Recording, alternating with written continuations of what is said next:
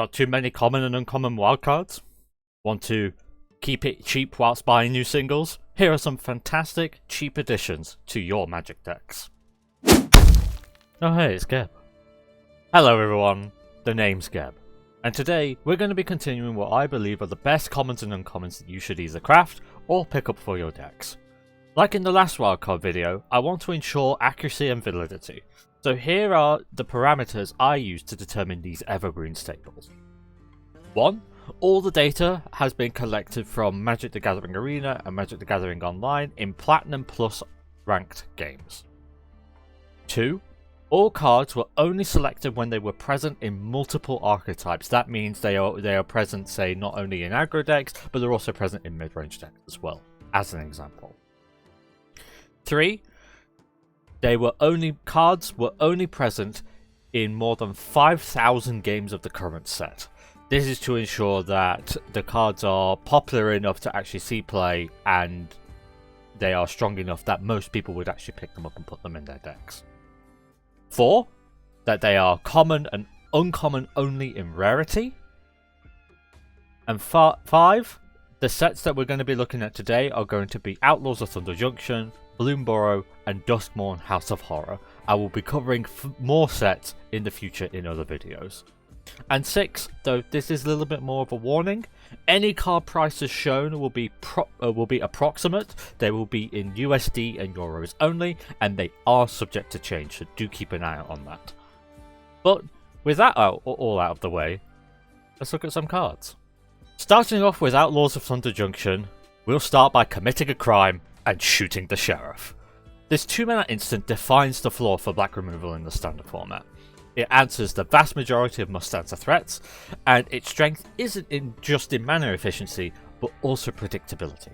Having a reliable, clean answer available on turn 2 explains its adoption across many different archetypes, such as the mill decks, mono black demons and skeletons, Dimir midrange, Sultai control, and even the aggressive Rakdos lizards. And while you think that the non-outlaw clause would be troublesome, given the variety of creatures that are present in multiple different formats across the meta, it actually makes the limitation far less impactful than it appears. So, that's a little bit of black removal. Let's look at a bit of black recursion instead, with Forsaken Miner. And no, we're not talking about orphans, we're talking about this skeletal rogue right here. For 1 black mana, you get a 2/2 that recurs whenever you trigger a crime. That is ridiculously easy in standard, given how much removal the format plays. In practice, it reads as a creature that refuses to stay gone for too long. This essentially pressures those heavy removal decks by invalidating 1-for-1 trades, and provides endless material for sacrifice or trigger-based decks. While its inability to block is a downside, that isn't really the purpose of the card. Instead, it's persistent forward pressure, and reusable material for decks such as Orzhov Sacrifice, Mono Black Skeletons, and even the Orzhov Life Gain decks, where creatures entering the battlefield matter. Now we move on to a non-black card this time, with Phantom Interference. This 2-5 mana spree card, which we'll explain why in a little bit, is valuable because it avoids the traditional weakness of permission spells. Early, it taxes opposing players and disrupts curves, and then later on, it converts any excess mana into a flying threat.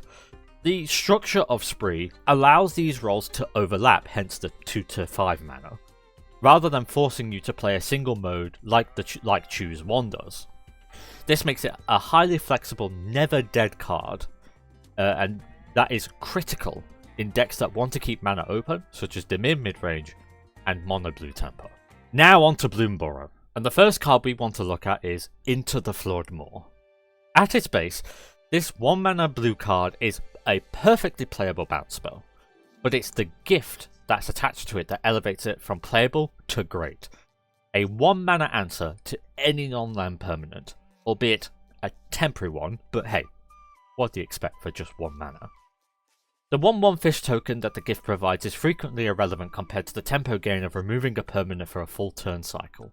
That delay alone can be enough to push an opponent off their win condition, making this a staple in decks such as Simic Aggro, Dimir Mill, and Izzet Prowess for the extreme efficiency and its cheap cost.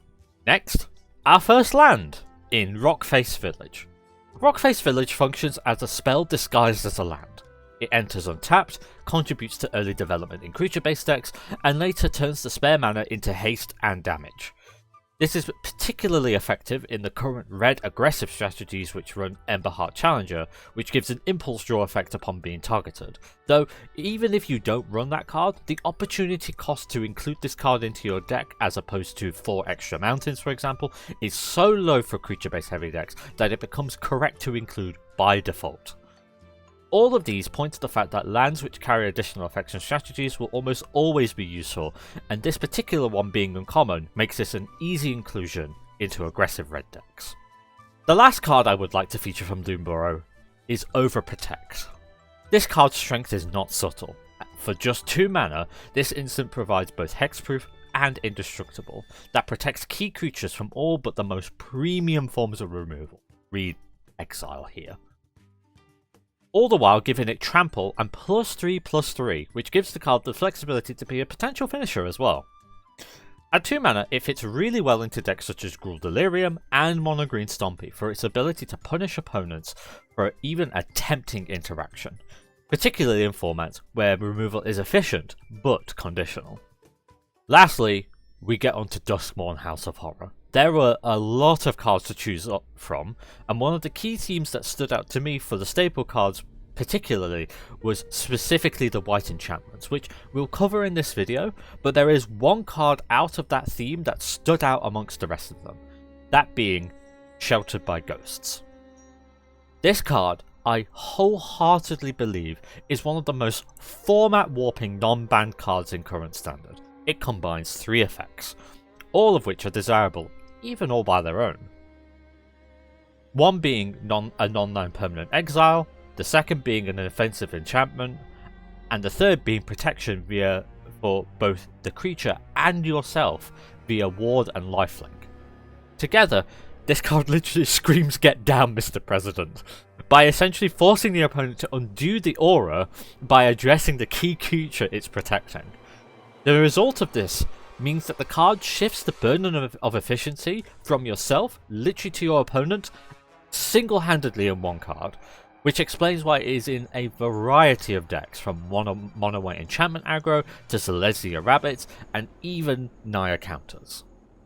Now we get onto the rest of the auras, and this packages a set of 3 cards, all of which were so close together in how widespread they are, how popular they were, and how effective they were, and how similar they were in function, that I've bundled them all together.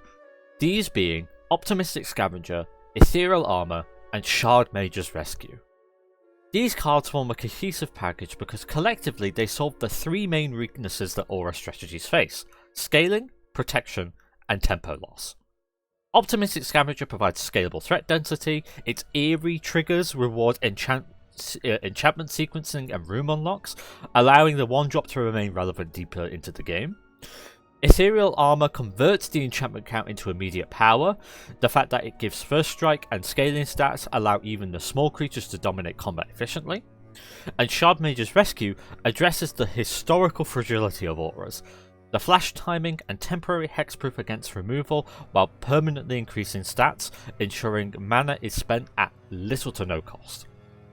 Together, these cards allow multiple archetypes to deploy aura-based threats without overcommitting or folding to interaction.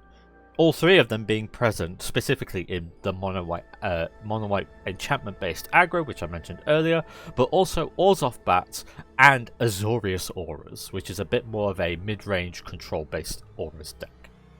So now that I've glazed enchantments for the last 3 minutes, it's time to show a card that directly counters them, with Nowhere to Run. This card answers the specific structural problem within the format: creatures protected by hexproof and ward, by allowing you to target them as if those abilities didn't even exist in the first place. This reopens interaction lines that many decks rely on closing. The additional benefit of the flash speed -3/-3 allows the card to auto function as reactive removal. Its widespread usage in almost all the decks that feature black just shows how often it turns an otherwise unfavourable board state into manageable ones. But now that we've covered black once again, it's back to blue with Floodpit's Drowner. On entry, it disrupts combat and development through tapping and a stun counter, and then later, it can permanently remove the affected creature by shuffling them both away into their respective libraries, bypassing the graveyard value and death triggers. This layered design makes it attractive to both aggressive strategies like Mono Blue Tempo and Simic Aggro, but also more controlling strategies like Dimir Midrange, all of which want interaction without sacrificing too much on board presence. And finally, we wrap up with a red card, Turn Inside Out. This is one of the rare pieces of red interaction that wins regardless of outcome. If the creature survives combat, the damage swing is significant. If it dies, Manifest Dread replaces it with a new body or with latent value. This ability to preserve at least some of the momentum explains the widespread play, particularly in Jund Fling, Grixis Prowess, and Mono Red Aggro, as it mitigates the fundamental weakness of committing creatures to combat. Across all of these sets, the common thread is mana efficiency paired with outcome certainty. While these cards aren't flashy all by themselves, they almost always trade up on mana, retain value when disrupted, or compress multiple roles into a single slot. But that just about does it. Let me know what cards you consider staples in the comments below. The next part in this series is going to be a little bit of a special one, covering just the entirety of the Foundation set, given that it is the biggest set, and I figured that it should deserve a part all unto itself. I put a lot of research into this, so if you could leave a like and subscribe, that would be greatly appreciated. Otherwise, I'll see you all again next time. Goodbye.